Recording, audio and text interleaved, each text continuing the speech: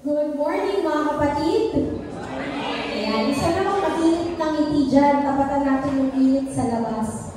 Ayan, purihin ang Panginoon sa umagang ito at purihin ang Panginoon sa bawat isa sa inyo na nandito ngayon. Pupurihin ang ating Panginoon sa araw na ito. Tayo pong lahat ay tumayo at hihingin natin si Elder Galo at pangunan tayo sa panalangin sa umagang ito. Dakilang Diyos sa mga panalo. Maraming pong salamat Ama sa pagkakataon ng inyong pinagkaloob sa bawat isa. Upang minsan pa, Panginoon, ito ay aming papurihan, ilaing, sambahin sa Espiritu at sa katotohanan. Una sa lahat, Ama, hinihingi po namin ang kapatawaran ang lahat ng mga bagay na aming inisip, sinalita at ginawa na hindi naging katanggap-tanggap sa iyo, Panginoon. Patawad mo po ito sa amin. Gawin mo kaming dapat sa paglapit namin sa iyo sa umaga dito. Sa aming mga kapatid na ngayon ay wala pa sa lugar na ito, Ama, ingatan mo po sila, O Diyos, at kaya makasama namin sila sa isang malayang pananambahan. Inihiling din namin, Panginoon, ang iyong pagdalangin sa lahat ng itatayo sa aming harapan, sa mga awit, mga manunugtog, lalo higit sa lalaking gagamitin mo upang magdala ng iyong mga banal na salita. Ang iyong banal na Espiritu, Panginoon, ang manguna sa amin, pumagdubay sa aming lahat, at iparanas mo sa aming Panginoon ang kaligayahan mula sa iyong mga banal na salita na aming maririnig, ay makita po namin ang iyong kalooban para sa amin.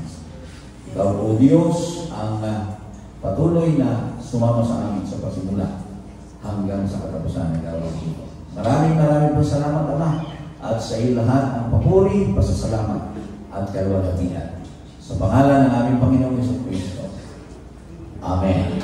Umaga po ito, sa amin na salita ng Panginoon, ito ang araw na pinagkaloob sa atin ng ating Diyos. Kaya ay magala at magpuri sa Kanya. Amen? Hallelujah, praise the Lord.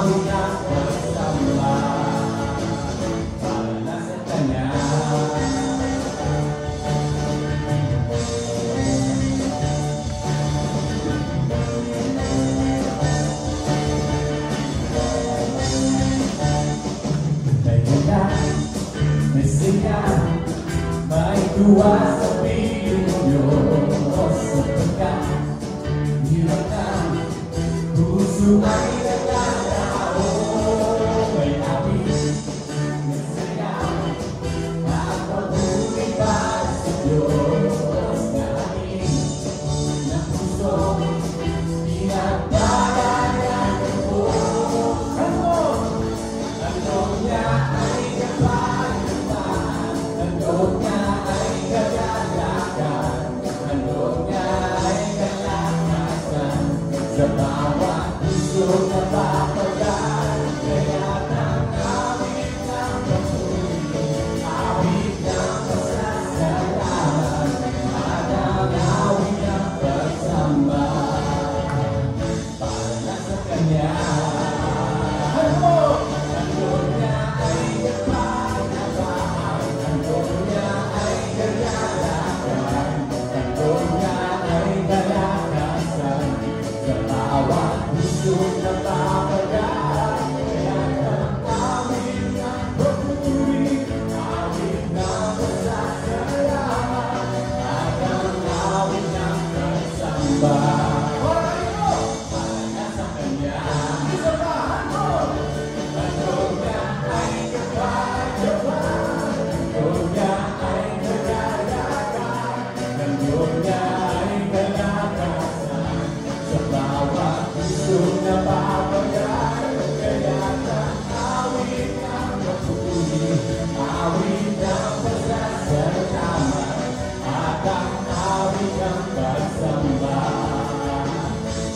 na sa Kanya.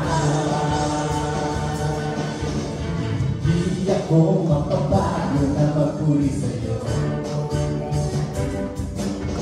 pagkat ito ang nais na kaluluwa ko. Di magsasawa na sa'yo ay sumamba pagkat ito ang nakaluluwa sa'yo, Ama.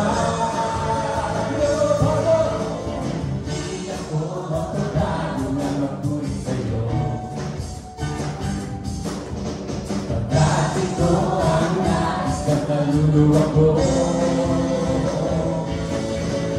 di magsasawa na sa'yo ay sumamba pagkat ito ang nakaluluwa sa'yo, Ama. Sasayaw sa'yo, sayaw sa'yo, aawit sa'yo, hanggang ko sa'yo. Sayaw sa'yo, sayaw sa'yo, aawit sa'yo, hanggang ko sa'yo. Di ako mapapagod na magpuri sa'yo pagkat ito ang nais ng kaluluwa ko. Di magsasawa sa'yo ay sumamba pagkat ito ang nakaluluwa sa'yo, Ama. Sasayaw sa'yo, sayaw sa'yo, aawit sa'yo, hanggang ka sa'yo. Sasayaw sa'yo, sayaw sa'yo, aawit sa'yo, hanggang ka sa'yo. Sasayaw sa'yo, sasayaw sa'yo, aawit sa'yo, hanggang ka sa'yo.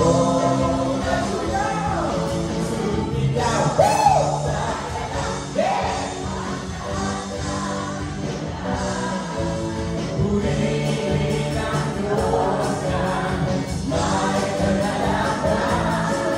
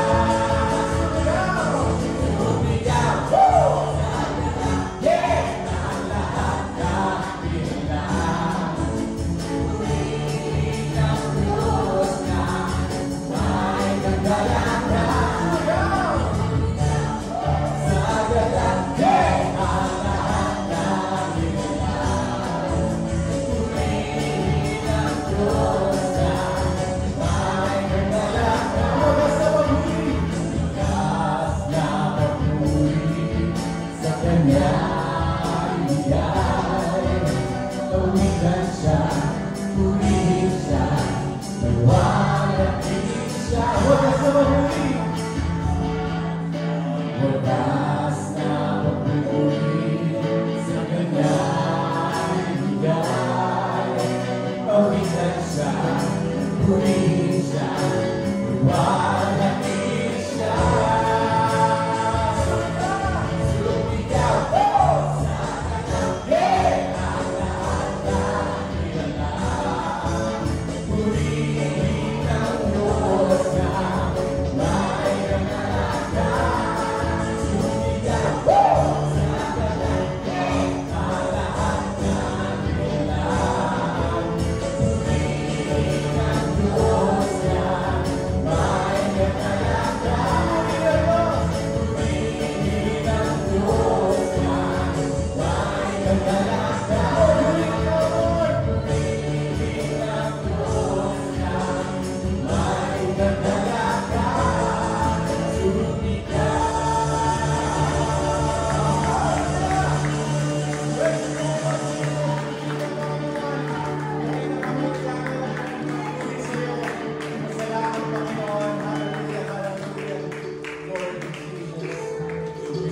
Pinakamataas na papuri ngayong umaga. Glory to God.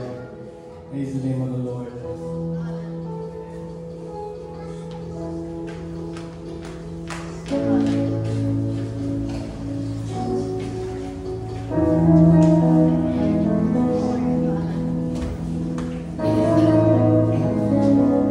Panginoon, ikaw lamang ang Lord, ang aming tunay na sandigan ng Diyos. Hallelujah. Ang aming kapayapaan, Panginoon. Sa mundong magulo, Panginoon, ikaw lamang, Lord, ang aming sasandigan ng Diyos. Hallelujah. So, magamit ko, Panginoon, tanggapin mo ang aming pagpuling ng awit, Lord God, ang aming pagsama sa iyo. Hallelujah. Hallelujah.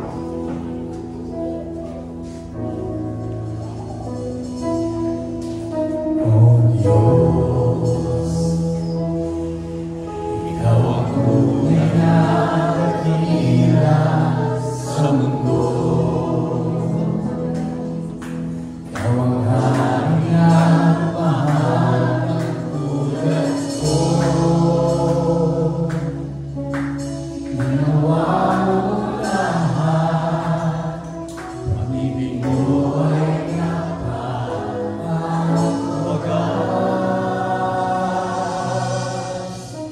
O Diyos, wala nang papanay sa kabutihan mo. Ang ngalan mo'y itataas sa buhay ko. Sundin ang loob mo, ibalik ang nais mo. Sa lahat ng panahon, gusta sa amin. Sa lahat ng oras, nandiyan pa sa amin. Panginoong Jesus, purihin ka. Dakilain ka sa buhay ko. Aming Ama.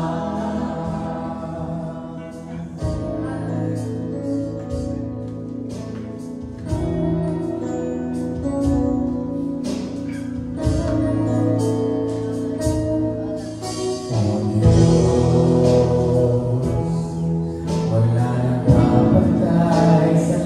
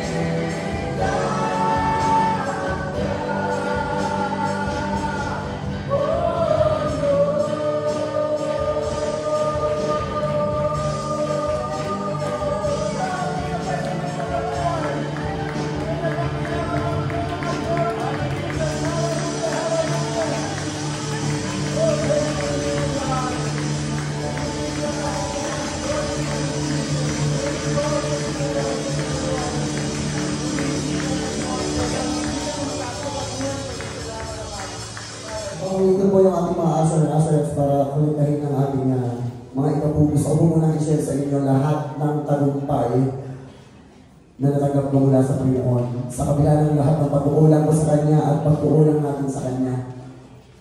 Sa lahat ng panahon, Diyos ka sa amin. Sa lahat ng oras, nariyan para sa amin.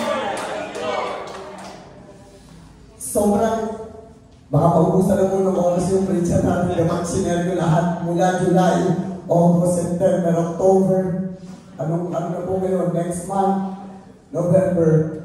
Since July, lagi kong pinipipray kay Lord, ayokong maging tamad na umaasa lang sa biyaya mo. Kaya Lord, bigyan mo ko palagi ng racket.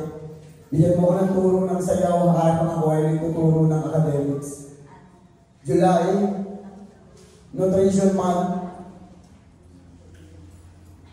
Yung tinuturuan ko sa St. Rose ng Nutri-Vlog sa Teresa, nag-champion po kami ron. August, September, yung mga festival namin, sinasabi mo nga po na although festival dance competition po siya, pero tinanong ko po muna yun sa mga head natin na pwede po magturo ng festival, basta ko bumahalo ng mga puon-puon. Yung festival dance namin, maraming tatanong sa akin, meron ba kayong puon? Meron ba kayong mga inaangat na nagkagarin? Wala po, hindi po kami nilagay na gano'n. Kasi nga po, syempre, pag ginawa ko yun, parang ako na rin yung nagturo sa mga bata na purihin natin yung ginawa lang ng tao. And, though yun po ay burden, at yun po yung sinasamba ng iba nating mga kapatid na Kristiyano, Lord, kung mananalo kami kahit wala yung sinasabi nila ngayon. Dalawa po yung tinuruan ko noon, yung elementary and junior high school and senior high school sa Teresa. Kung po muna ko sa champion, gusto ko po muna magpahinga, share ka lang ng konti. August, nagsimula yung rehearsal. September, sobrang pagod na. Wala nang oras matulog, wala nang oras magpahinga, sabay pa yung academics. Lord, isang araw nagising ako na, Lord, hindi pala palaging pera ang pahinga. Wala na rin kami oras magpahinga kasi sabay-sabay ng rehearsal. Hindi pa ako nakatapos ng music, hindi pa ako nakatapos ng ibang vlogging. Wala kang costume yung mga bata, Lord. Sobrang nakakapagod na po yung ginagawa sa mga sarili yung bahay natin kasi hindi na ako nakapagturo ng akas. Lord, bigyan mo ko ng pahinga. Kung natatandaan niyo po yung halos isang buong linggo na bumagyo, hindi po ako yung nag-isalaran doon ha. Ang pinag-pray ko lang, Lord, bigyan mo ko ng pahinga. Sunday, umuulan, bumaha sa Teresa. Hindi pa rin yung pahinga. Kailangan namin tapusin yung mga props. Lord, yung unang nalilin, wala pa rin yung pahinga. Monday, nag-announce, hindi na pwedeng mag-rehearsal. Pahinga na. Pero yung kalaban, yung ibang mga school, hindi sila nagpapahinga. Lord, paano kami, hindi kami nakakapag-rehearsal. 1 week na kami, di ba tapos yung routine tapos na. Tapos sila pinapayagan mag-rehearse. Pinapayagan silang mag-rehearsal kahit bumabagyo. Paano kami? Paano po yung mga bata na? Paano po yung mga bata na umaasa na, sir, wala pa po ba tayong rehearsal? Kasi parang ilang araw na lang competition na. October 4 competition na. Hindi pa rin tapos yung routine. October 3 hanggang October 3. Hindi pa rin yung tapos. Meron pa kaming isang piyesa kailangan tapusin.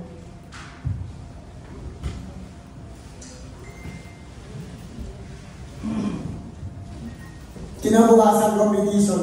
Natapos namin yung routine pero wala na kami inasahan kasi wala Wala na po eh. Ang ayaw ko na lang gawin sa mga bata, kapag nasa pila, walang gumagala, walang ibang ginagawa. Sa sobrang, hindi ko alam, sobrang, masabi nagpipray lang naman eh, pag-pray ko lang naman pag-pray, si Lord na bahala dyan kasi nagawa mo naman yung part mo. Nakuha namin yung place sa junior high school, most discipline, best in costume, best in 1 minute and 30. Sa junior high school, kami po yung grand champion. Kung sa kailangan namin yung meeting sa hindi ko na-complete sa practice kasi mula doon, every Saturday na lang kami mag-rehearse lagi pa rin papaalam yung iba. Sir, may outing kami. Paano naman yung outing ko? Wala nang baby time. Ibig ko sabihin, wala nang bukas sa sarili. Tapos kayo, nagkamaglakuan siya. Wala nang pahinga. Kumbaga, wala. Pagdating ng competition sa elementary, nakuha namin yung second place. Nakuha rin namin yung most discipline. Nakuha namin din yung costume. So, walang pahinga ngayon. Lagi ko pinipray kay Lord.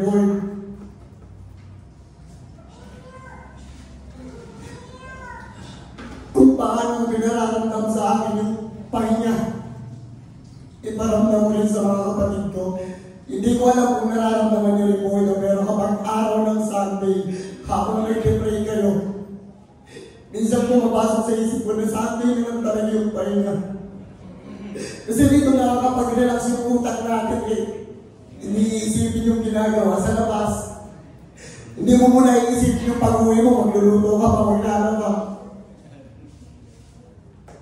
Sobrang spoiled natin kay Lord kasi hindi nga po kami nakakapag-disciple eh, kasi every Sunday, Kuya Dong, hindi po muna ako kasi nagawa po kami ng costume, may meeting kami sa ganito, may pupunta ko sa ganito. Pero dumarating sa punto malagi na kapag araw ng linggo, pansinin nyo, habang narito kayo, hindi nyo may iisip lahat ng problema. Kaya yung oras na nasa simbahan, amuhin natin na parang pahinga. At sa palagay ko, yun yung pinaka-best na blessings ni Lord. Na kung araw-araw pagod ka sa trabaho, inis na inis ka sa kapitbahay mo at sa mga katrabaho mo. Pagdating ng linggo, yung 3 hours, daw din palagi. Nanarito ka. Yun yung pinaka-pahinga natin. Gawan lagi natin ang paraan kasi lagi sinasabi sa akin ni Kuya Dong, kahit anong pagod mo, kahit anong buyan, huwag mo malisin yung Sunday. At yun, nitong September, hip-hop naman, or hip-hop competition naman sa Kalasa. Yung school din namin ang naging representative ng bayan. And nung design competition, hindi man panalo sa place o sa pwesto, panalo naman sa experience, panalo pa rin. Kaya mga kapatid,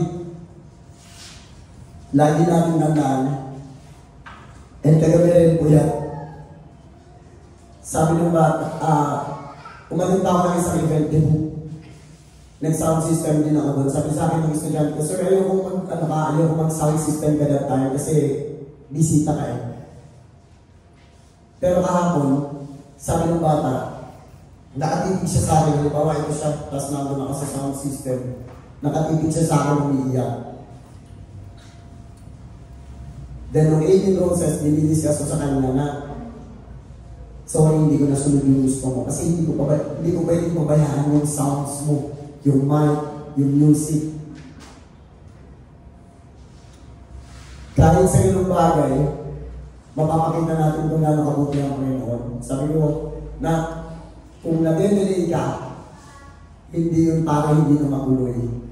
Baka dinay-delay ka kasi baka mas hindi pa, baka may hindi pa, mas maganda pwede mangyari. Gaya ng sinabi ni Sister Hannah. Ano yung term ni Sister Hannah?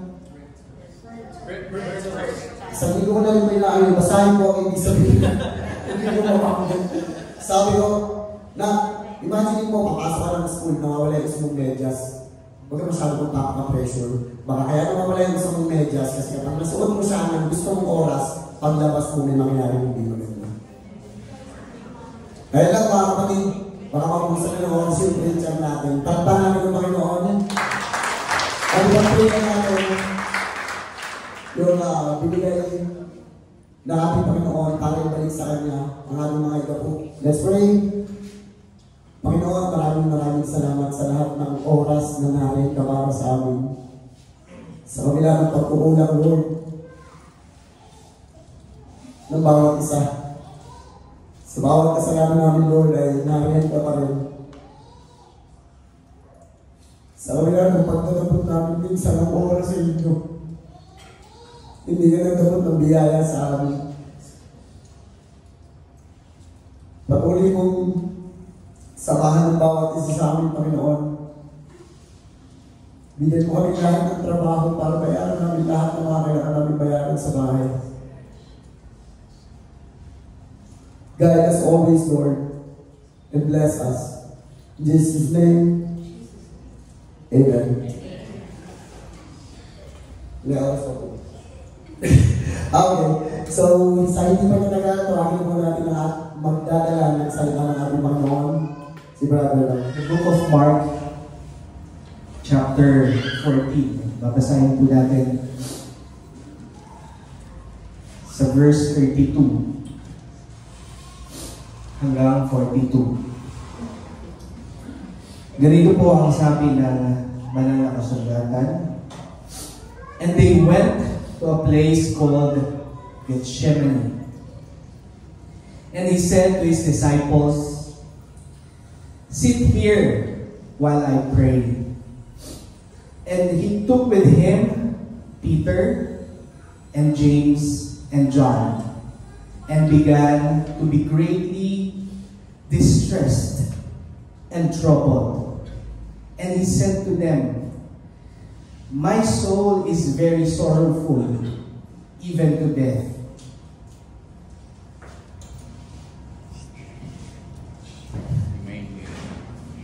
Remain here and watch." And going a little further, he fell on the ground and prayed that if were possible, the hour might pass from him. And he said, "Abba, Father, all things are possible for you. Remove this cup from me, yet not what I will, but what you will." And he came and found them sleeping. And he said, "Peter, Simon, are you asleep? Could you not watch 1 hour? Watch and pray, that you may not enter into temptation. The spirit indeed is willing, but the flesh is weak." And again, he went away and prayed, saying the same words. And again he came and found them sleeping, for their eyes were very heavy, and they did not know what to answer him. And he came the third time and said to them, "Are you still sleeping and taking your rest? It is enough. That hour has come. The Son of Man is betrayed into the hands of sinners. Rise, let us be going. See, my betrayer is at hand." Pagpalain po ang salita ng Panginoon. Tayong lahat ay manalangin. Dakilang Diyos, mapagpalang Ama, kami ay nagpupuring nagpapasalamat sa araw na ito na muli naririto kami upang makinig ng iyong salita. Inihiling namin, Panginoon, ang paglalangis mo sa tao na itinayo mo sa aming harapan. Mangusap ka sa pamamagitan niya at sa pamamagitan ng iyong banal na Espiritu, buksan mo ang aming mga puso, ang aming mga isipan, na malinaw namin maunawaan ang iyong kalooban sa umagang ito. Dalangin namin, Panginoon, ang iyong banal na Espiritu na siyang lumukob sa bawat isa sa amin, higit sa lahat sa tao na ito na magsasalita sa amin. In the mighty name of Jesus Christ of Nazareth, we pray. Everybody say Amen. Amen. Glory to Jesus.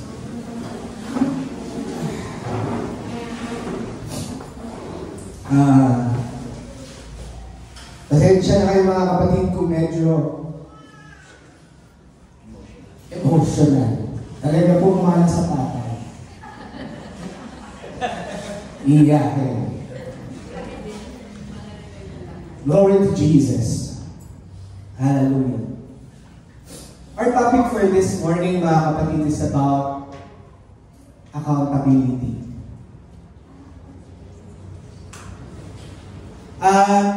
Accountability through discipleship. Sino sa inyo mga kapatid na naka-experience na ng discipleship session? Amen. Alam niyo po mga kapatid,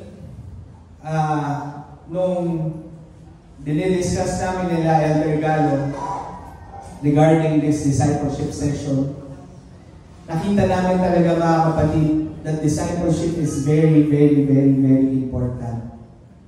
At wala po tayong ibang pinagkunan kung bakit natin kailangan gawin ito, kundi ang ating Panginoong Jesucristo. Sapagkat ang role model natin for discipleship is Jesus Christ. Ang ating Panginoong Jesucristo ang nag-demonstrate, nagpakita, nagturo kung paano talaga ginagawa ang discipleship. Siya ang promotor, siya ang author ng discipleship. He ate with the disciples, He walked with the disciples, He slept with the disciples, He teaches the disciples.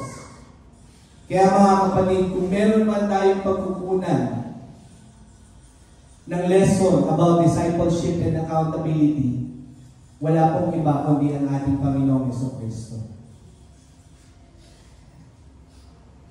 At ako po ay sobrang na-hook. Gusto ko lang ikwento sa inyo mga kapatid. Na-hook ako sa panonood ng Netflix. Doon sa movie na, doon sa series na Chosen. At yung pong Chosen mga kapatid is story of Jesus Christ and the disciples.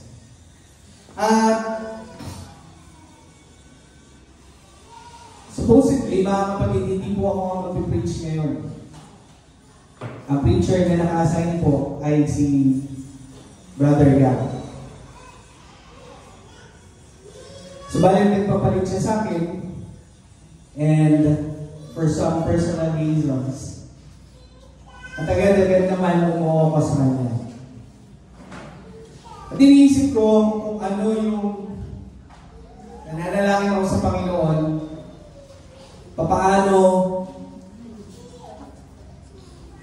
paano maihahayag ang importansya ng accountability when it comes to discipleship.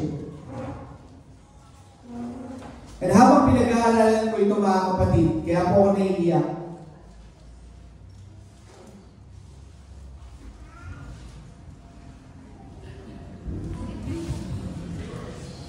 Kasi tamang-tama ako.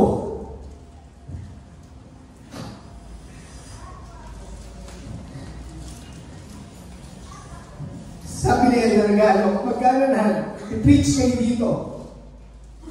Hindi lang kayo yung nakikinig, hindi lang kayo yung pinapangaralan. Amen.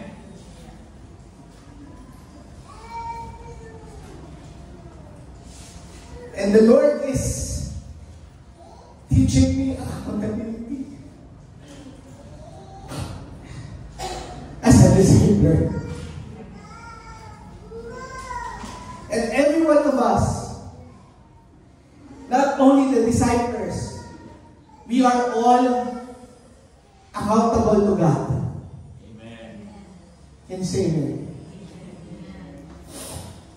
isa sa atin na magsasabi na ang accountability niya ay nakasalalay sa nanay niya? Wala pong isa sa atin ang pwedeng magsabi na ang accountability natin sa Panginoon nakasalalay kay Elmer Galo. Hindi natin pwedeng sabihin na ang accountability natin ay nakasalalay sa tatay ko, sa kapatid ko, sa discipler ko. Yung accountability natin sa Panginoon. But our accountability is directly personal to God. At bagaman tayo ay may relasyon sa ating Panginoon, of course, we also have our earthly relationships.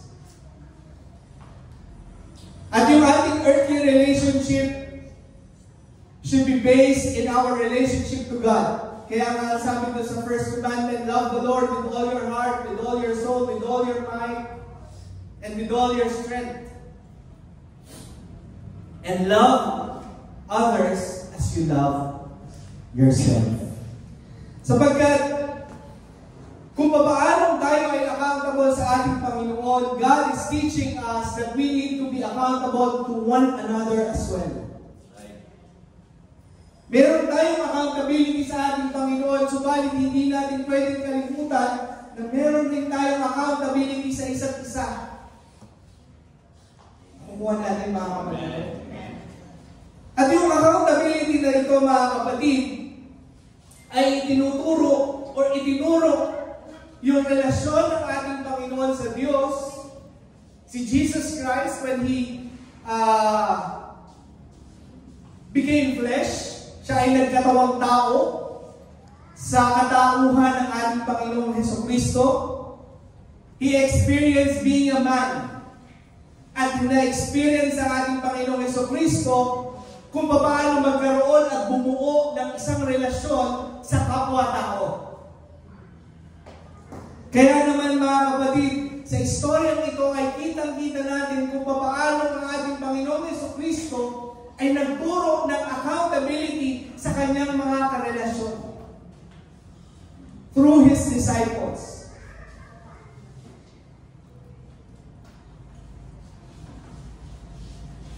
It is a moment, mga kapatid, that Jesus displayed and asked for accountability to Peter, John, and James. Alam natin yung story, mga kapatid, nung ang ating Panginoong Hesukristo ay malapit ng dakipin, pahirapan, malapit na siyang parusahan, at ipako sa krus ng Kalbaryo. Tinawag niya yung tatlo niyang disciples. At naniniwala ako mga kapatid na kaya niya ito pinili, ito ay malapit sa ating Panginoong Hesukristo. Hindi dahil favorite siya, but as an earthly relationship, he feels na yung closeness nila kay Peter, closeness niya kay Peter, kay John, at kay James, ay naroon. Kaya sinabi niya sa kanila, samahan niyo ako.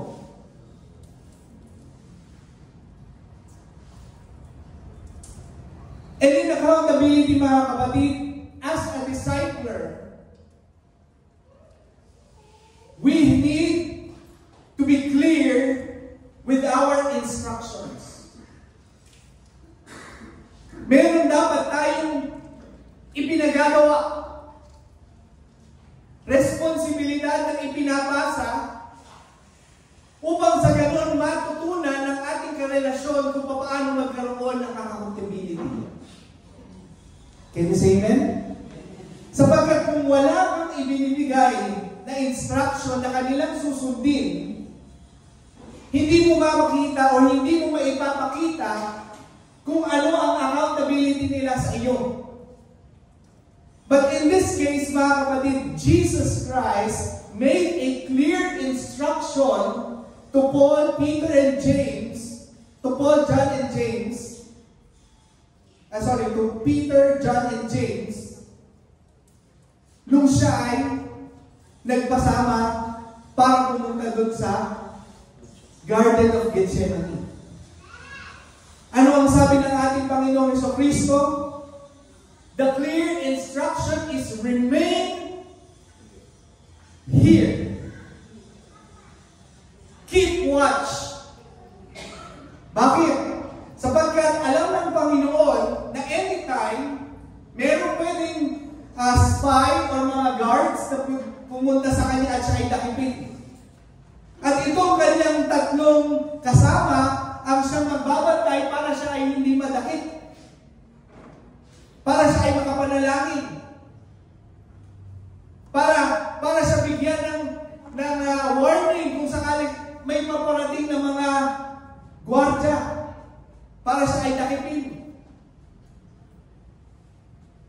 Kaya ang sabi niya sa mga apostles, remain here and watch.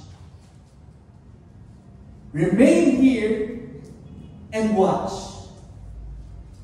Jesus has instructed them and entrusted them a work. Kung itignan natin mga kapatid, parang napakasimple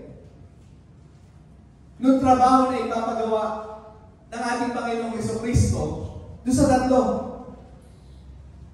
Samahan niyo lang ako, dito kayo, manatili kayo dito, pupunta lang ako doon at magbantay kayo.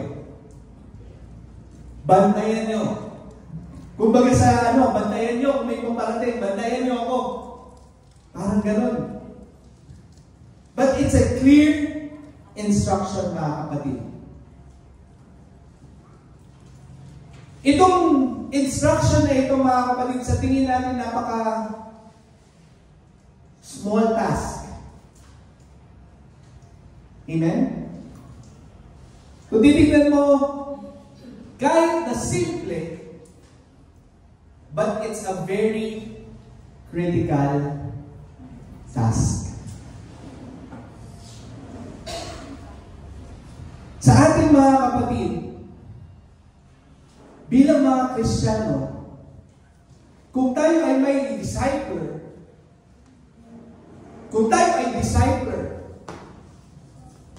we need to give our disciples critical yet simple task. Hindi po pwede na hindi naiintindihan ng ating mga dinidisciple kung ano ang task na kailangan nilang gawin. At hindi rin po pwede na ikaw as a disciple, hindi mo gagawin yung task na ipinagagawa ng discipler. At tayo bilang mga disciples of Christ, disciples of Jesus Christ, we are accountable to a simple task that God commanded like the disciples. We need to watch and pray for one another. Amen. Because each and every one of us is in danger. Each and every one of us is susceptible sa attack ng kaaway. Right. Hindi mo pwede, mga kapatid, na tayo ay walang pakialam sa bawat isa. Na ang pinapanalangin lang natin ay ang ating sariling pangailangan.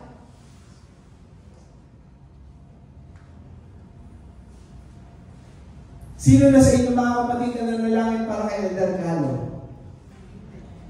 Amen. Para kay Brother Eugene. Brother Gabby. Praise God. But hopefully, with this accountability, mga kapatid, God's instruction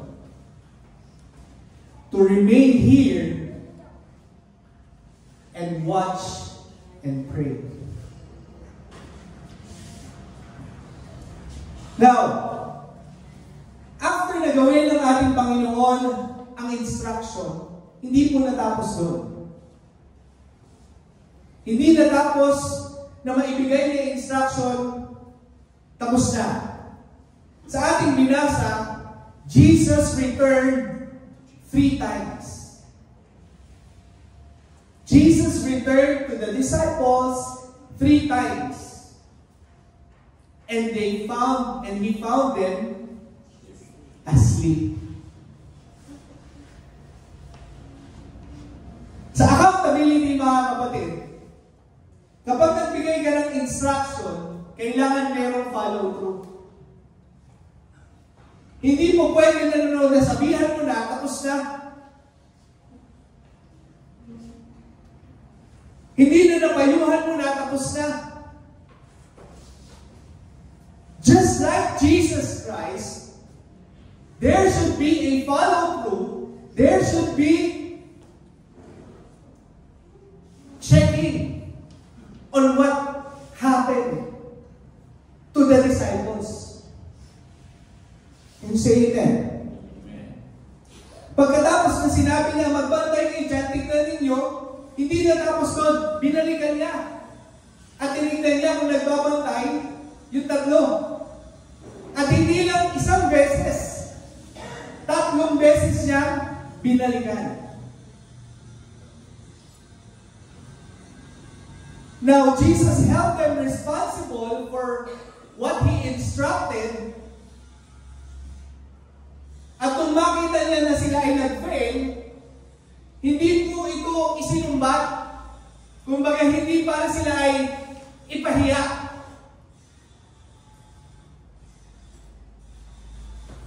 Accountability teaches responsibility. Can you say amen? So sa bawat isa sa atin, kung tayo man ay accountable sa isa't isa, kung meron kang kapatid na nagtuturo sa iyo, pinapangaralan ka, pinapayuhan ka, at palagi kang chine-check, magpasalamat ka. Because that person is being accountable for you. Amen? Kung hindi mo ito nagagawa, huwag kang mahiya kung ikaw ay nagpe-fail. Huwag kang mahiya kung hindi mo nagawa yung ipinagagawa niya. Dahil accountability teaches responsibility. As a discipler, tinuturuan tayo maging pasensyoso. As a discipler, tinuturuan tayo na makita kung ano yung mga kailangang improvements ng ating mga kapatid.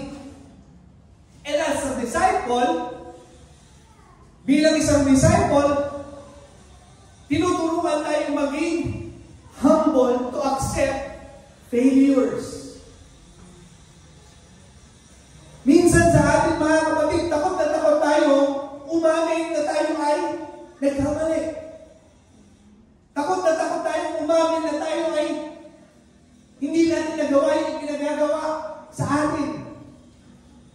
Kasi iniisip natin, mapapahiya tayo, iniisip natin, yung pride natin, bababa, iniisip natin, mahina tayo, and ayaw natin yun. Pero mga kapatid, in accountability, it teaches us to grow more like Jesus.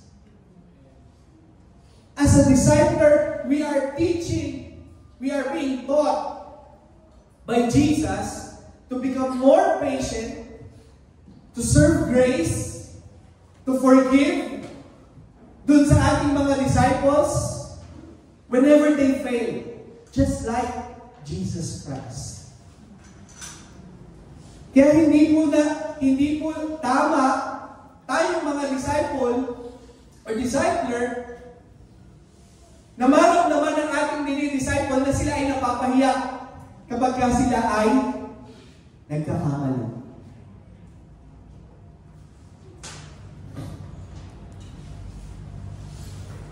The Lord teaches spiritual discipline dito kay Peter, John, and James. At makikita natin mga kapatid, that Jesus Christ corrected them. Hindi na natili noon sila ay nakita ng Panginoon na natutulog, hindi na natili na binaliwala sila ng Panginoon. And say amen? Hindi na natili nung makita sila, dinate ba sila ng Panginoon? Pwede naman hindi sila bisingin eh. Pwede naman, talagang mga apostol ko, umalis na lang siya. Pero hindi.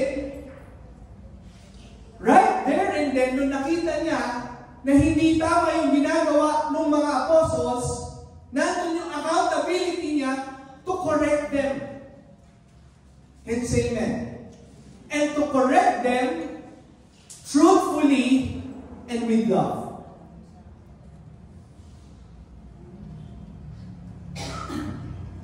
Bakit ko nasabi na with love?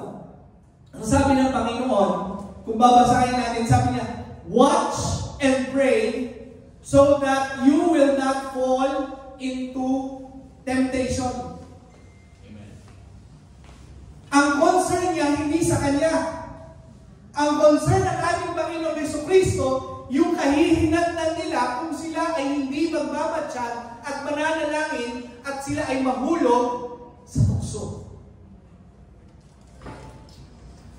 So ganoon din sa ating mga kapatid, kung meron mang accountability na tinuturo through discipleship, the main reason kung bakit meron correction na ginagagawa is because the concerned person, the discipler, don't want you to fall into temptation. Ayaw niya na sila ay mapahamak. Ayaw niya na ang mga disipulo niya ay mapahamak. Kaya sinasabi niya, watch and pray so that you will not fall into temptation. Ano ba ang sabi ng ating Panginoon? The spirit is willing, but the flesh is weak.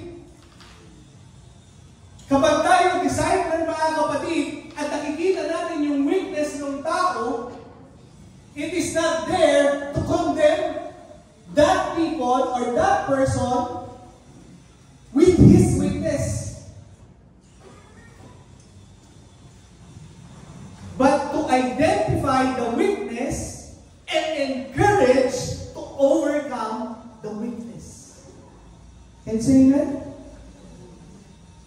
So kung tayo ay nakikipag at meron tayong relasyon at accountability sa isa't isa, and someone is correcting us and seeing our weakness, huwag po tayong mahiya na pinopoint out sa atin yung ating kahinaan.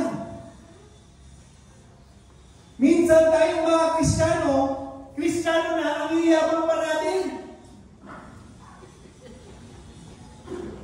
Ang feeling natin, ang kakaling natin. Ang feeling natin, ang talino natin. Ang feeling natin, tayo lagi ang tama.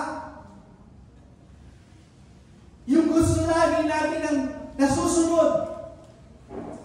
Pero mga kapatid, if we are true Christians and we learn accountability, we must learn to accept that all of us have our own weaknesses.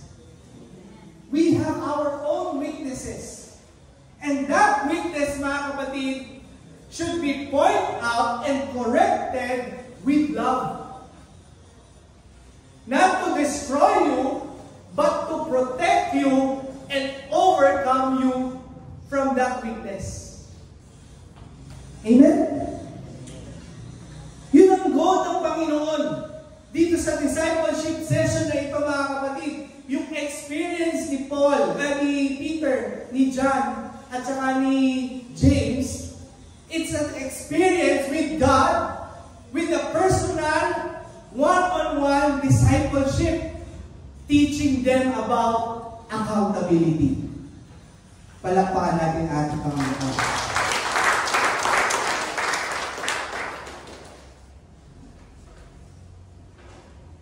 Minsan mga kapatid, sabi nga ni Brother Kim, kanina, madalas nakakancel yung aming one-on-one. But it's okay. But we have to overcome that. We understand. Busy, maraming ano, but we need to point out that we should correct them to also prioritize and have time with discipleship. Because it is very important for protection and growth spiritually. It is important for us to be disciplined spiritually. Amen? Ang karakter natin mga kapatid, kung walang disiplina, hindi mabubuo ang karakter ng tama. Can you say amen? At hindi magkakaroon ng karakter na tama kung hindi natin tuturuan ng disiplina through accountability. Ano ibig ko sabihin? Kung babaya, tayo bilang magulang sa ating anak, hindi natin sila tinuturuan to be accountable of themselves sa atin, paano sila magkakaroon ng responsibilidad? Binigyan mo ng instruction, hindi nagawa, okay lang. Hindi mo kinorek.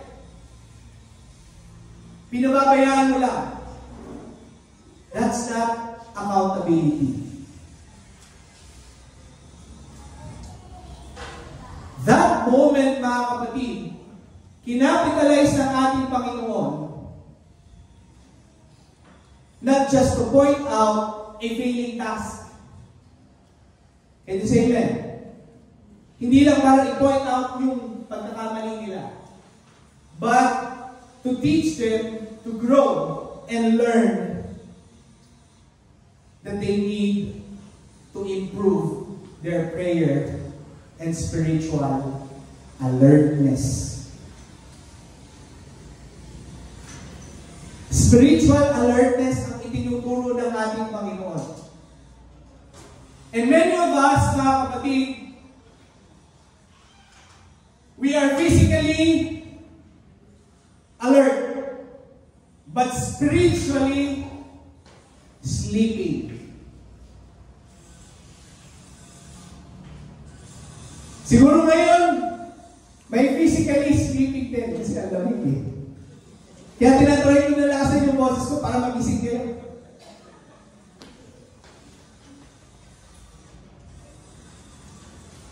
Even though Jesus knew, alam ng Panginoon na mag-fail si James, si Peter, at si John, binigyan niya pa rin sila ng pagkakataon para isama. Kahit alam ng Panginoon na hindi sila magbabantay at matutulog lang sila, binigyan sila ng pagkakataon para mag-grow sa kanilang pananampalataya, sa kanilang spiritual, and transform them. Because alam ng Panginoon na malapit na siyang mawala. Malapit na siyang umalis at hindi makasama ng mga apostles. Kaya He wants them to be prepared and to be transformed. And as a disciple, mga kapatid, accountability requires involvement. Sino sa inyo, mga kapatid, ang hindi pa involved sa discipleship? You need to be involved, mga kapatid. Kailangan natin ito, mga kapatid.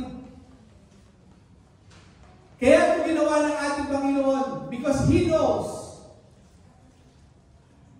that the apostles need it. And they need to learn it. Accountability also needs follow-through. In order for us to have growth, in order for us to produce maturity. Hindi tayo magmamature bilang Kristiyano. Ang ating iglesia hindi magmamature bilang Kristiyano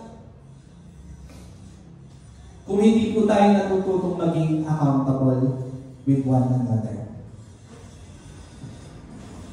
Hindi tayo mag-grow at mag-produce ng maturity kung hindi po tayo mag-undergo o magkakaroon ng accountability through discipleship. Bakit? You will just come and go sa church. And it will be routinary. Wala pong magiging pagkakaiba. Katulad din nung dati nating pananampalataya, pupunta tayo sa simbahan, makikinig ng misa, pagkatapos umuwi. Tapos kinalingkuhan, ganun ulit. Makikinig ng misa, tapos umuwi. There's no relationship built. There's no accountability built doon. But remember mga kapatid, ang iglesia ng ating Panginoon ay hindi yung next level apostolic church of the Savior. Ang iglesia ng Diyos ay yung mga mananampalataya na nananampalataya sa ating Panginoong Jesucristo na nagsasama-sama. At tayo yun. Bawat isa sa atin yun. Tayo ang iglesia ng Diyos. At kung tayo ang iglesia ng Diyos, hindi po pwede na ang iglesia ng Diyos walang accountability sa bawat isa. Kaya yung relasyon natin dito mga kapatid, hindi lang tuwing Sunday.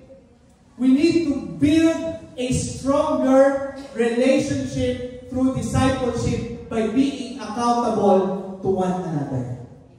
Palakpakan natin ang ating Panginoon. Galatians 6:1, and sabi doon, brothers, if anyone is caught in any transgression, you who are spiritual. Amen.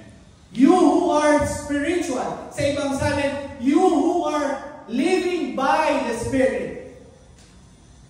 Pinag-aaralan ko mga kapatid, bakit kasabi doon, you who is living by the Spirit, bakit hindi living in the Spirit? Anong pagkakaiba? When you say living by the Spirit pala mga kapatid, ibig sabihin nito, ikaw ay nakaasa sa pagkilos ng banal na Espiritu. Living in the Spirit is you are joined in the Spirit with God. When we accepted God as our Lord and Savior, we are being joined in the Spirit of God. And we are living in God's Spirit. But when we say we are living by the Spirit, tayo ay nakaasa sa ating pong Espiritu Santo na ibinibigay ng Diyos sa atin. Can you say amen? And then, kung tayo ay nakaasa sa Espiritu ng Diyos, mga kapatid, when we set accountability, there will be no bias in terms of emotions. Can you say amen? In terms of personality. Anong ibig ko sabihin? Pag ikaw ay natuto na mamuhay by the Spirit at umasa sa Espiritu ng Diyos, hindi mo titignan ay si Elder Gato ganito kasi mas stricto yan. Kahit na stricto si Elder Gato, hindi mangingibabaw yung iyong emosyon na takot. Kundi ang mangingibabaw ay I need God's guidance. Through my brother who is being used by God to teach me. Kaya hindi tayo mahihiya sa isa't isa mga kapatid. Kaya kahit na magkakaiba tayo ng personalidad, anong mangyayari? Every one of us will be walking by the Spirit. We will depend on the Spirit of God. We will depend on the words of God and not by our own understanding and our own emotions on the problem that we want to solve. Kung meron tayong mga nakikitang problema, mga kapatid, minsan napakabilis natin mag-judge. Kung tayo ay isang discipler, napakabilis natin magbigay ng ating suggestion without consulting the Word of God. And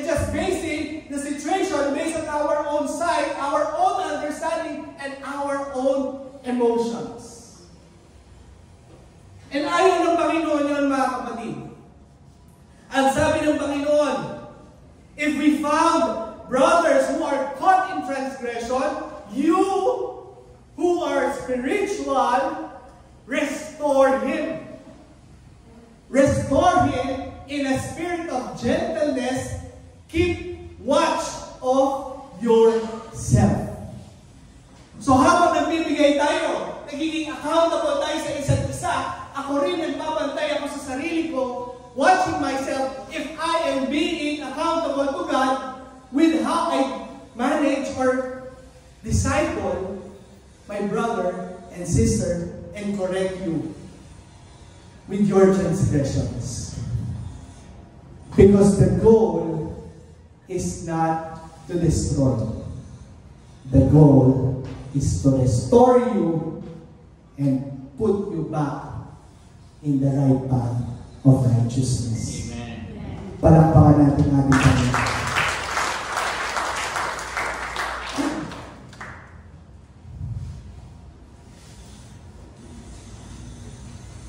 Nung sinabi ng ating Panginoon kay Peter, James, and John, watch and pray,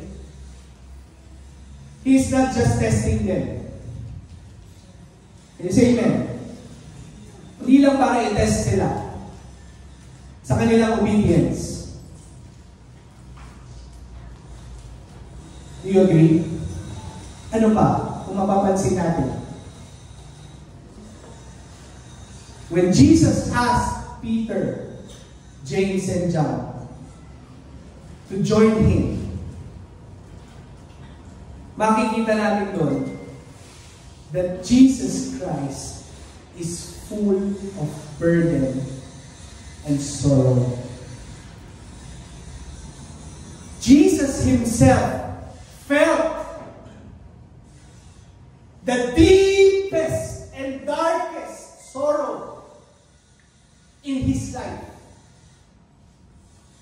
Yung pinakamatindi na dadanasin ng ating Panginoon, nakikita na niya. At dahil sa nakikita niya yung kanyang madadanas, yung kanyang magiging experience bilang isang tao, he needs comfort. He needs someone to be with him. He needs someone to stay and pray with him and for him. Sabi niya, keep watch with me. Kaya kung titignan natin yun, mga kapatid, hindi po simple yung storya na ito na itinuturo niya kay Peter, kay John, kay James. Ipinakita doon kung paanong bigat ang nararanasan ng ating Panginoong Hesukristo sa kanyang dadanasin.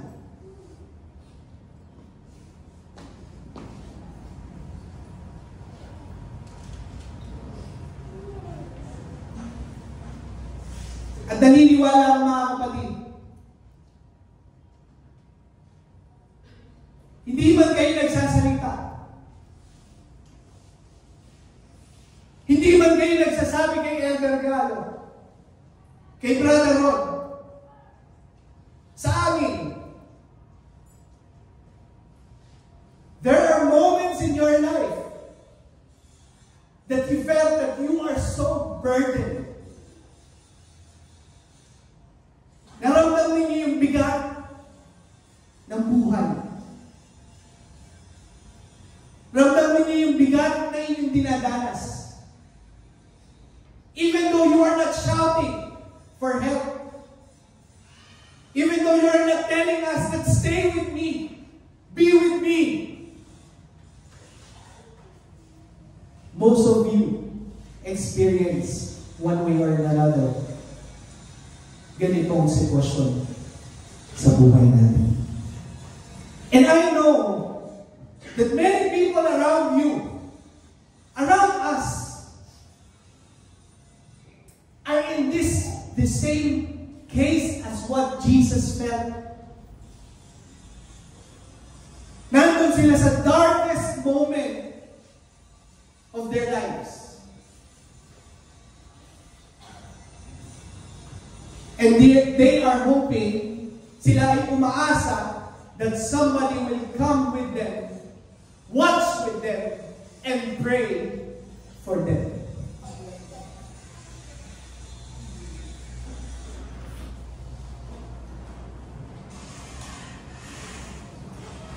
Kagabi mga kapatid,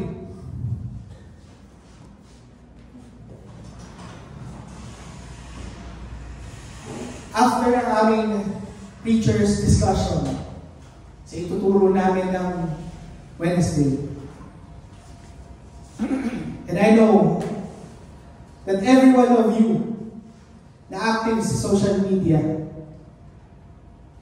know about this story. The story of Emmanuel Atienza, or Iman Atienza, isang influencer na kinitil ang kanyang sariling buhay.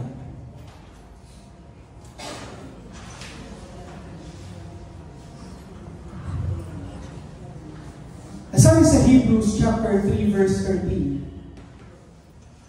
encourage one another daily, so that none of you may be hardened by sin's deceitfulness.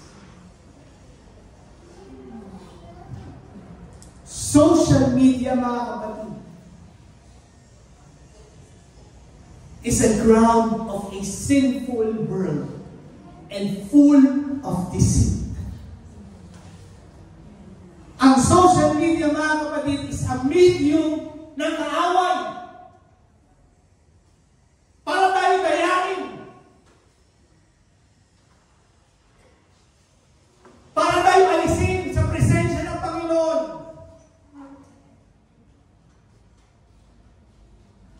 Ang social media, ang cellphone, lahat ng gadgets na yan, it's not bad, but it is being used by the devil to a sinful act. Yang TikTok, mga kapatid, kung titignan ninyo, mga kapatid, kulang na lang talaga maglagay na ng R18 sa TikTok para hindi mapanood ng mga bata. Pero hindi ganoon ang nangyayari. Yung TikTok, mga kapatid, everyone is accessing TikTok, even 4, 5, 6, 7 years old.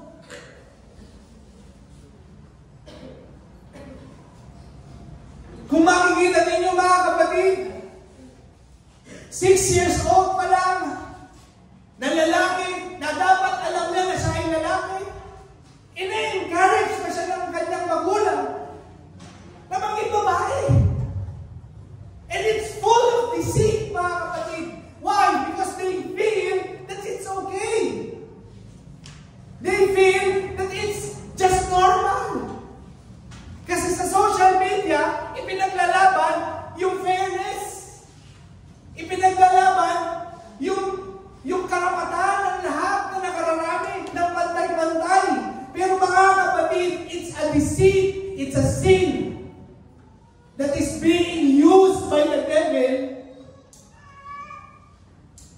in order for us to take away the righteousness in God's Word. Na maging normal sa pag-iisip ng bawat Kristiyano na okay lang yung ganun. Na okay lang yung pakinding-kinding ka, lalabas ang lahat ng mga masiselang parte ng iyong katawan na pinagpipiyasahan ng kung sino-sino. Na okay lang yun kasi lahat ginagawa yun kahit sino nakaka-access yun, and it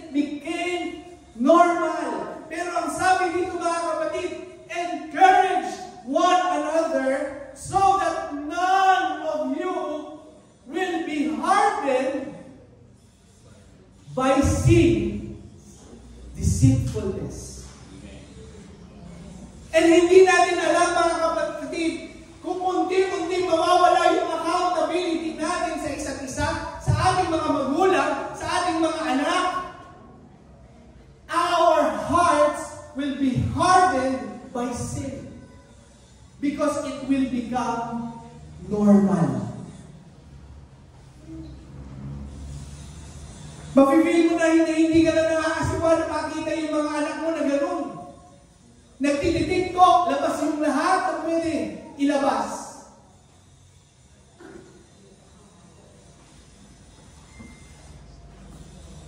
But God is teaching us to be accountable, mga kapatid, with one another.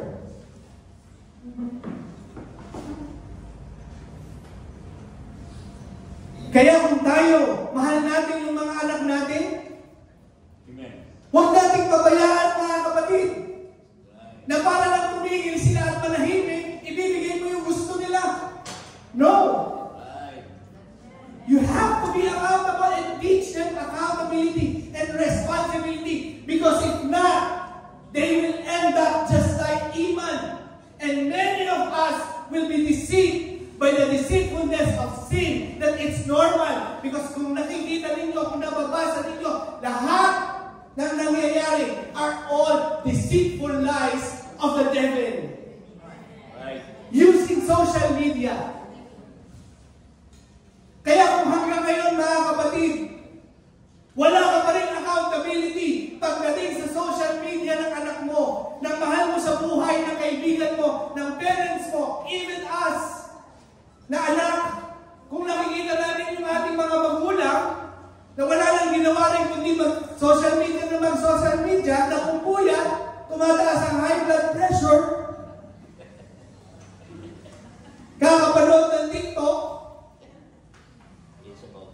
it's about time that you speak out and be accountable with one another. Encourage them. Teach them with love and gentleness. Amen. Restore them in the word of the truth of Jesus Christ. Through the Bible, those who are spiritually walking by the Spirit of God. Ayaw natin, mga kapatid, na isamahan sa atin, isa sa mga kabataan natin ang matulad kay Iman. At hindi lang kay Iman, kahit sa mga kaibigan natin, sa mga kamag-anak natin, ayaw natin na mangyari ito, mga kapatid. Pero kung wala tayong accountability sa isa't isa, wala tayong pakialaman sa isa't isa, this will happen. I tell you, this will happen. I don't know if you're familiar, mga kapatid, with the current trend ng mga 12 years old to 14 years old sa social media. Kapag narinig niyo yung trending na Dorco, people are doing Dorco, teaching people, teaching young ones to do Dorco. Ano project ko yung Dorco? Ito po yung term nila ng paglalaslas. Na kapag hindi nila nagustuhan yung ginagawa ng magulang, maglaslas ka. Pagka hindi ka pinayagan pumunta sa party, maglaslas ka. Kapag hindi ka pinayagan na pumunta sa ganito, maglaslas ka. Magtorko ka. And this is being rampant, mga kapatid. And if we are not accountable of our children, as parents, they are susceptible and they will be hardened by the sin's deceitfulness. Ano naisipin nila? Ay, normal lang yan. Ginagawa rin nila mga klase ko. You see, amen? And we don't want that, mga kapatid.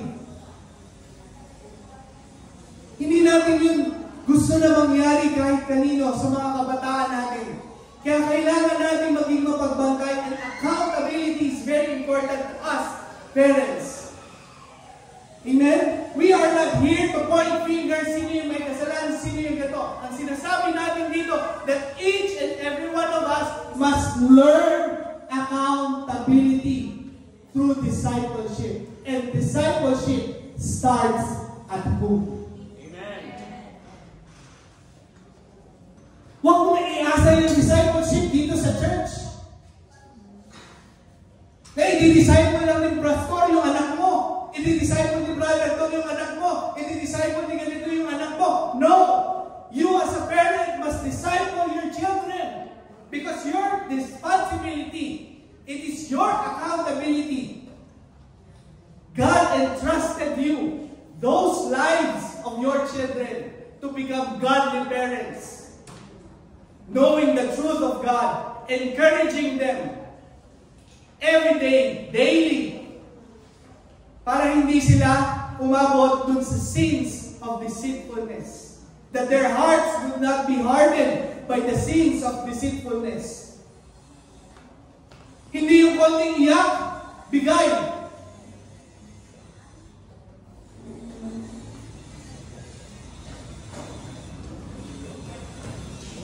Para lang matahimik.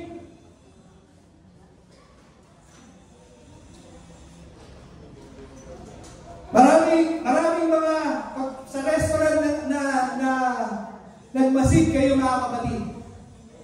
Pumunta kayo sa restaurant na pamilya at meron mga bata na makukulit. Paano mapatahan nila yung bata? Anong gagawin?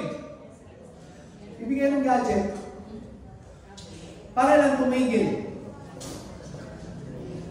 Pero hindi nila alam na dyan sa pamamaraan na yan, you are losing accountability. Why? Because social media removes or deletes communication. Inaalis ng social media ang pakikipag-usap natin sa isa't isa.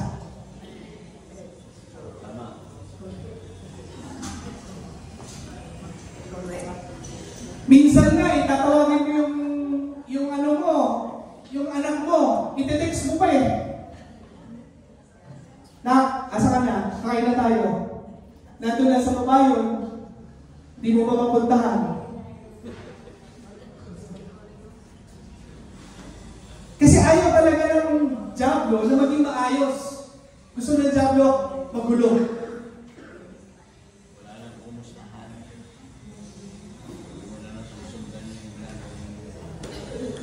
Di na kayo nag-uusap. Wala nang kamustahan. Kasi you're not being accountable. Wala ka na pakialam eh. Basta na provide mo yung baon, nakikita mo na umuwi sa bahay mo, nakikita mo buhay, wala namang sakit, okay na. Nakikita mo, nagla-like, nagpo-post, nagti-tiktok, okay naman siya. Parang buhay naman siya. Ang saya niya.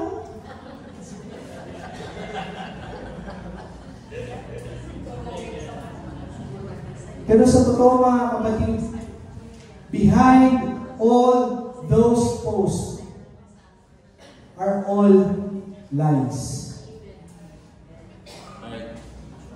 It's just being covered. Yung surface lang ang nakikita natin mga kapatid, pero deep down, in most of those people, they are broken. They are looking for love. They are looking for acceptance. They are looking for attention, for care. At huwag mangyari mga kapatid na hindi natin yan ibibigay sa kapamilya natin, sa kamag-anak natin, sa mga anak natin. Kung meron kang ibibigay na care sa kanila, hindi yung care ng cellphone. The communication, your presence, that when they talk, you listen.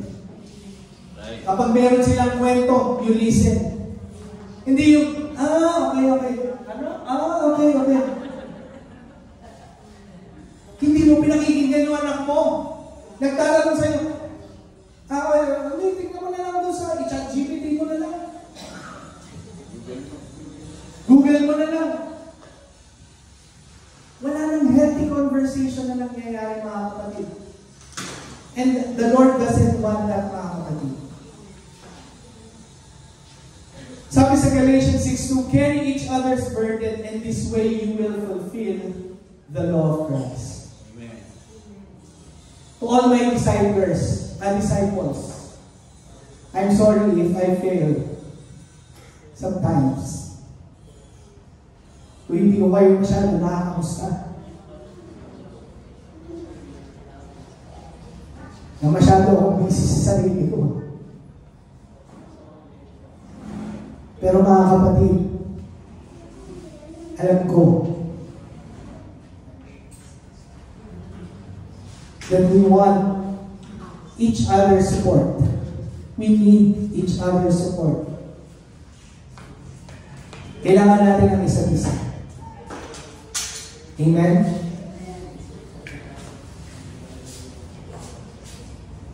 In this broken world, mga kapatid, many are silently struggling. Niwala kayo doon, mga kapatid. Hindi porket nakasmile, masaya siya.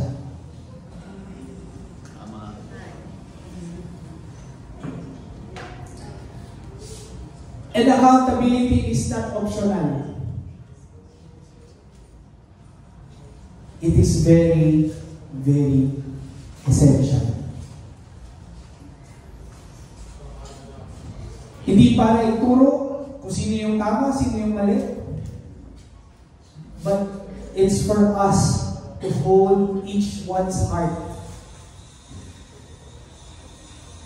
To guard each one's heart according to God's words. It's not about judging yung mga weaknesses natin, but walking beside with our brethren. Jesus didn't need his disciples to fix the situation. Naniwala kayo? Alam naman, wala magagawa yung mga apostol sa pagdadaanan ng ating Panginoon sa Kristo. Pero gusto ng Panginoon na meron siyang makasama. Gusto ng Panginoon na meron siyang kabalikan. Gusto ng Panginoon na meron siyang kasamang mananalangin para sa Kanya. Kaya sa ating mga kapatid, hindi kailangan na meron kang solusyon sa lahat ng problema ng kapatid mo, ng anak mo, ng nanay mo, ng tatay mo, ng bawat isa sa atin.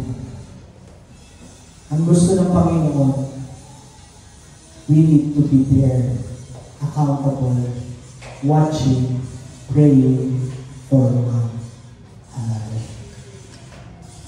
Ang sabi sa 1 Thessalonians, this is my last verse for this morning. Ang sabi dyan, but you are not in darkness, brothers, for that day to surprise you like a thief. For you are all children of light, children of the day.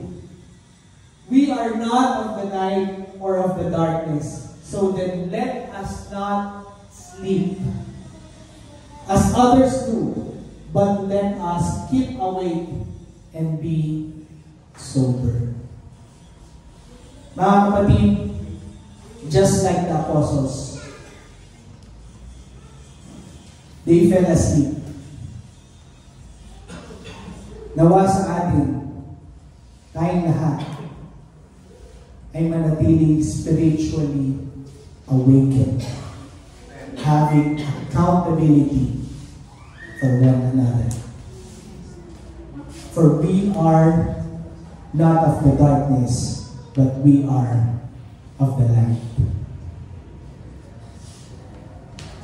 Marami will cry, stay with me, keep watch with me.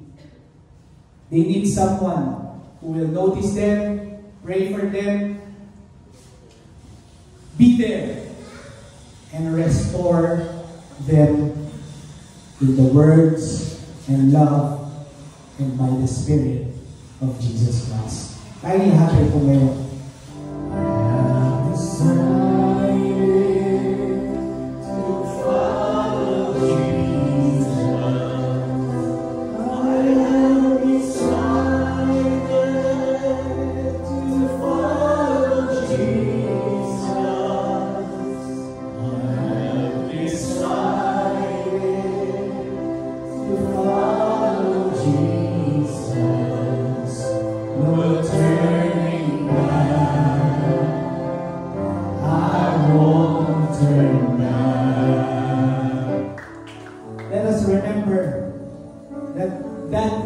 how we will fight our battles.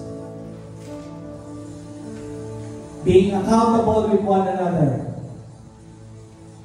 and being with the presence of the Lord. Huwag tayong umalis sa presensya ng Panginoon at mag-rely tayo sa Kanya. Doon tayo mananalo sa lahat ng klase ng hamon at laban natin sa buhay natin.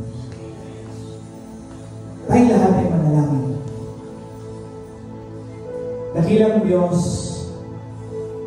maraming salamat, Panginoon, sa iyong mga salita na amin pong narinig ngayong umaga. Lord, tulungan mo kami na magampanan ang ninanais mo sa amin bilang iyong mga anak, bilang mga disciples and disciplers, O God. Lord, hayaan mo, Panginoon, na sa pamamagitan ng iyong banal na Espiritu na siyang kumikilos, gumagawa, at namumuna sa amin. Paggawa namin, Panginoon, ma-overcome namin, Panginoon, ang aming pong mga weaknesses. Lord, I declare that you will awaken our spiritual being, that we may not fall asleep sa mga tao na nangangailangan ng aming pong pagkalinga, ng aming pong pangangamusta, ng aming pong panalangin. Give us the compassion, Panginoon, to be there, to be present, Panginoon, lalo na po sa aming mga mahal sa buhay. And Lord, I pray sa aming mga kapatid na ngayon ay nakikipagbaka sa matinding pagsubok, paghawakan mo sila, Panginoon. Huwag mo po silang bibitawan. At hayaan mo, Panginoon, na tumibay at tumigting ang kanilang pong pananampalataya na ikaw ang Diyos na buhay at may kontrol ng lahat ng mga bagay. We may not fully understand, Lord, kung ano ang nangyayari, but we rely and trust that you are the omniscient God. You are all-knowing, Lord. At alam namin, Panginoon, na sa lahat ng aming pagdadaanan, we will overcome it, same as how you overcome this world. So we declare victory, Lord, sa lahat ng aming mga kapatid na nasa gitna ng pakikibakang ito, God. In the mighty name of Jesus Christ of Nazareth, we declare victory for them, God. And Lord, we are claiming that in this church, you will give us all the spirit of accountability through this discipleship. Let us learn, Lord, to be accountable to one another. Just as how you taught your disciples, God. Ingatan mo kami, Panginoon, sa aming pag-ubig. At dalhin mo kami, Panginoon, sa mga susunod pa naming mga gawain na bit-bit ang pananabubugbay sa mundong ito. In Jesus Christ's mighty name, everybody shout, Amen. Praise the Lord. Glory to Jesus. Pagkabit natin ang biyaya at basbas ng ating Panginoon. Pagpalain kayo ng ating Panginoon. Ang pakikipisan ng kanyang banal na Espiritu ay sumainyo at gamitin ang bawat isa sa inyo to encourage each one of you and everyone else that surrounds you. In Jesus' name.